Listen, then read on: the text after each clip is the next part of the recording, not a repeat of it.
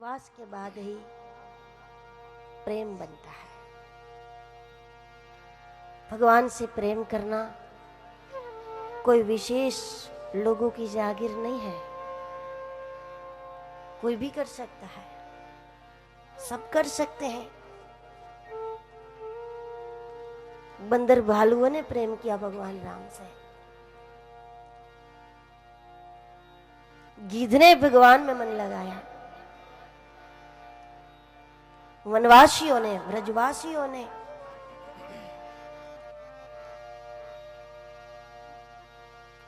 क्योंकि ईश्वर से प्रेम रखने का अधिकार जीव मात्र का है। प्रत्येक व्यक्ति तप नहीं कर सकता, क्योंकि तप के लिए सबका देह वगैरह सब अनुकूल नहीं। प्रत्येक व्यक्ति तप नहीं कर सकता, प्रत्येक व्यक्ति चाह कर भी दान नहीं कर सकता, क्योंकि उसकी परिस्थिति अगर उस प्रकार की है तो कोई कर सकता है, वरना प्रत्येक व्यक्ति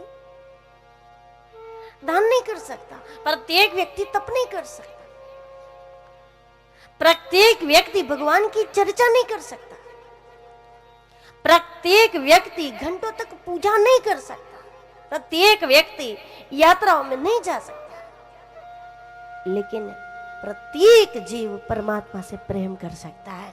कोई बाधा नहीं है, कोई किसी भी प्रकार की, नहीं शारीरिक, नहीं सामाजिक, नहीं आर्थिक, कोई अवरोध नहीं है ईश्वर से अनुराग करने के लिए। कोई अवरोध नहीं है। क्यों? जितने भी अवरोध है सब हमारे भीतर है। धन नहीं है तो भी ईश्वर से अनुराग हो सकता है, शरीर स्वस्थ नहीं है तो भी ईश्वर से अनुराग हो सकता है, घर की स्थिति परिस्थिति अनुकूल नहीं है, माहौल अनुकूल नहीं है, सामाजिक आपकी स्थिति ठीक नहीं है, तब भी आप ईश्वर से अनुराग कर सकते हैं। फिर भी क्यों नहीं करते हैं? वो जानते सब हैं, राम ही केवल प्रेम प्यारा। भगवान को तो बस भाव चाहिए, प्रेम चाहिए। ईश्वर तो वही देखता है और कुछ नहीं देखता, सब जानते हैं। फिर भी सब ईश्वर से अनुराग नहीं कर सकते, क्योंकि जब तक हम महात्म्य से दूर है, हम महिमा की जानकारी से वंचित है। संसार में हमको मालूम है कि ये भाई लगता है, ये बहन लगती है, ये माँ लगती है, ये पिता लगता है, ये मित्र लगता है, ये सब मालूम, ये रिश्तेदार लगता है। ये माँ लगती है तो ये इस प्रकार के काम में आएगी, ये पिता लगते हैं तो ये इस प्रकार की हमारी मदद कर सकते हैं, कोई मित्र है तो इस प्रकार की हमारी मदद कर सकता है, ये संतान है तो ये हमारी इस प्रकार से मदद कर सकता है। पर भगवान हमारा क्या है, क्या लगता है और किस प्रकार से हमारे साथ जुड़ सकता है, हम उस जानकारी से हम जब तक वंचित हैं, तब तक दिखने वाली वस्तु से हमारा विश्वास बनता है। लेकिन वास्तविकता यह है कि जो दिखता है उसमें कभी न कभी विकार होने की संभावना है। जो आंखों को दिखने वाला कोई भी पदार्थ कुछ हद तक हमारे अनुकूल हो सकता है, कुछ हद तक हमारे समान हो सकता है, लेकिन आखिरी हद तक न अनुकूल होता है, आखिरी हद तक न कुछ हमारे समान हो सकता है। वो केवल और केवल परमात्मा होता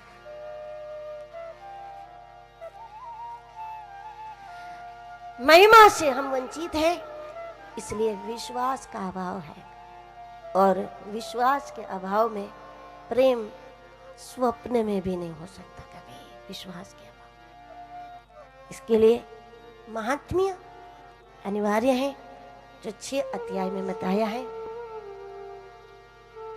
महात्म्य के शुभारंभ में 2 श्लोक में मंगलाचरण हुआ। पहला श्लोक और उसका पहला शब्द मानो हमको ये बताता है कि अगर श्रीमद् भागवत का आश्रय कर लिया तो कहां पहुंचोगे, आखिर श्रीमद् भागवत हमको कहां ले जाएगा। जब आप ट्रेन में बैठते हैं, बस में बैठते हैं, तो देख लेते हैं कि ये बस कहां ले जाएगी। ये ट्रेन हमको कहाँ पहुंचा देगी, कहाँ ले जाएगी, कहाँ की है? अभी तो हमारे यहाँ खड़ी है, पर हम इसमें अगर आ बैठ गए तो फिर कहाँ ले जाएगी? तो उस पर लिखा हुआ होता है कि ये मालसर ले जाएगी या अयोध्या ले जाएगी, द्वारिका ले जाएगी, उस पर लिखा हुआ होता है।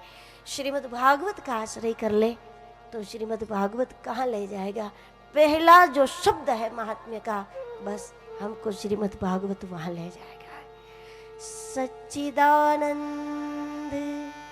रूपाय विश्वोत्पत्त्यादि है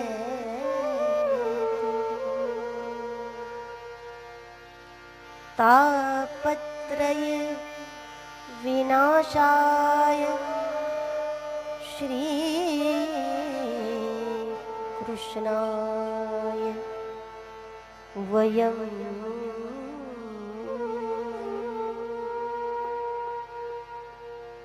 श्रीमद् भागवत परमात्मा की ओर ले जाएगा। किस प्रकार से? भगवान की ओर ले जाने का भागवत का तरीका क्या है? भागवत का भगवान की ओर हमको ले जाने का जो तरीका है वो ये है कि बहिर्मुख लोगों को श्रीमद् भागवत अंतर्मुख करता है, और बहिर्मुख रहने वाले लोग जब अंतर्मुख हो जाते हैं, और अंतर्मुख जब हो जाते हैं तो आत्मा के ही प्रकाश में आध्यात्मिक उड़ान हो जाती है। देखो, किसी के भी मार्गदर्शन में आध्यात्मिक उड़ान नहीं होती। आध्यात्मिक उड़ान आत्मा के प्रकाश में होती है, आध्यात्मिक उड़ान आत्मा की मदद से होती है। लेकिन बिना शास्त्र, बिना संत, बिना सदगुरु बहिर्मुख को अंतर्मुख कौन करेगा? बैठ गए ट्रेन में तब तो फिर सो जाओ आराम से, उठो तो बड़ौदा आ जाएगा, फिर आपको कहाँ चलानी है? एक बार अंतर्मुख हो गए, कोई बहिर्मुख व्यक्ति अंतर्मुख हो गए तो उसके बाद आत्मीय प्रकाश में आध्यात्मिक गति शुरू हो जाती है। फिर व्यक्ति निश्चिंत है। जीवात्मा को महात्मा बनना मुश्किल है, बस महात्मा को परमात्मा दूर नहीं है। बहिर्मुख को अंतर्मुख होने में समय लग जाता है, 10 साल 20 साल, और बहुत कुछ साधन करना पड़ता है, बहुत कुछ प्रयास करना पड़ता है, तब बहिर्मुख अंतर्मुख होता है। इसके लिए एक का मार्गदर्शन नहीं, 24 घंटे मार्गदर्शन चाहिए, 10 दिशा से आशीर्वाद चाहिए, 10 दिशा से मार्गदर्शन चाहिए हमको। बहिर्मुख को अंतर्मुख होने के लिए मदद नितांत आवश्यक है। माता पिता के आशीर्वाद चाहिए, अपने पूर्व जन्म की कुछ कमाई चाहिए, बड़े बुजुर्गों के आशीर्वाद चाहिए, अनुभवियों का सत्संग चाहिए, संतों के वचन चाहिए, शास्त्र चाहिए, श्रीमद् भागवत, भगवत गीता, राम कथा, ये सब चाहिए। कई प्रकार से प्रयास करोगे तब बहिर्मुख अंतर्मुख होता है। एक बार जब कोई अंतर्मुख हो जाता है, आत्मीय प्रदेश में जिसका प्रवेश हो गया, वो तो अपनी में उड़ान लगा लेता है, फिर कोई आवश्यकता नहीं। लेकिन ये जो कड़ी है दुर्लभ है हमारे लिए, इसलिए तो शास्त्रों को दुर्लभ कहा। दुर्लभ इव कथा लोके श्रीमद् भागवत